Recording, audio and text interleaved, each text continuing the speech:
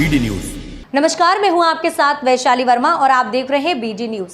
आइए रुक करते हैं आज की खबरों की ओर। शनिवार को भेल में हुए बीएमएस ने फाउंड्री गेट नंबर 5 पर द्वार सभा कर इंसेंटिव स्कीम लागू होने पर पटाखे फोड़ लड्डू वितरण कर जश्न मनाया। गेट मीटिंग में नितिन कोंडे ने पूरी जेसीएम का हाल सुनाते हुए कहा कि निफ्टी, एबू और सीटू ने बिना स्कीम सुने ही वहां से इंसेंटिव स्कीम का विरोध कर दिया, जिससे कारखाने का कर्मचारी आहत हुआ। एबू और सीटू के बैठक में शामिल प्रतिनिधियों ने कहा, हमें इंसेंटिव स्कीम नहीं चाहिए।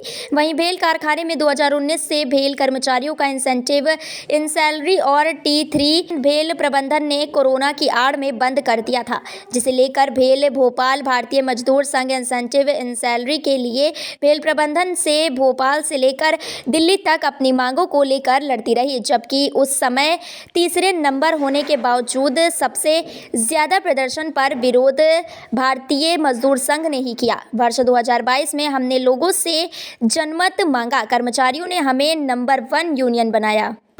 हम लोगों का बहुत दिनों से जो संघर्ष था 4 साल का, वो पूर्ण हुआ है। 11 तारीख को यहाँ पर जो है इंसेंटिव और एंसिलरी जो है केंद्र जो सेंटर हमारी जो कॉर्पोरेट ऑफिस है उसने और सेंट्रल लीडरों ने मिल करके उसको पूर्ण किया, जिसमें भारतीय मजदूर संघ ने विशेष भूमिका निभाई है।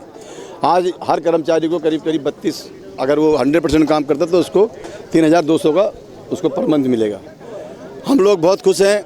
लंबे समय से हमारा संघर्ष था और हम लोग को चुनाव में लोगों ने नंबर 1 बनाया था, इसीलिए कि आपको इंसेंटिव स्कीम लागू करना है।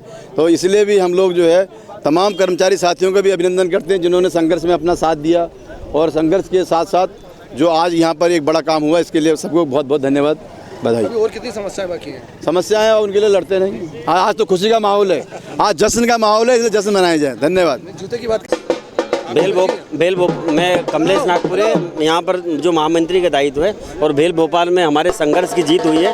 जो ये इंसेंटिव स्कीम चालू हुई है, इसके लिए हम प्रबंधन को बहुत बहुत जो है धन्यवाद करते हैं और सारे कर्मचारियों को बधाई देते हैं, क्योंकि इस इंसेंटिव स्कीम का कोई एरियस नहीं मिलता अगर आज ये लागू नहीं होती।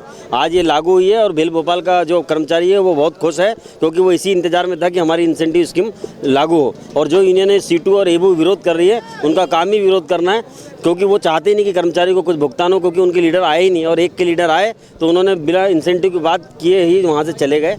तो ये हमारे लिए और बीएमएस के बड़े संघर्ष के साथ जो है बीएमएस ने कर्मचारियों के लिए लड़ा, और उनको ये जो इंसेंटिव स्कीम मिली है उसके लिए हम भेल भोपाल की ओर से सारे कर्मचारियों को बहुत बहुत बधाई देते हैं, हमारे अध्यक्ष महोदय को। और भविष्य में ये भी आश्वस्त है कि ये सेंट्रलाइज स्कीम के अलावा अगर कहीं ओवर टाइम का भुगतान होगा तो भेल भोपाल में भी इसकी लड़ाई लड़ी जाएगी। तो दूसरी यूनियन ने मतलब किसी प्रकार का समर्थन नहीं किया उन्होंने?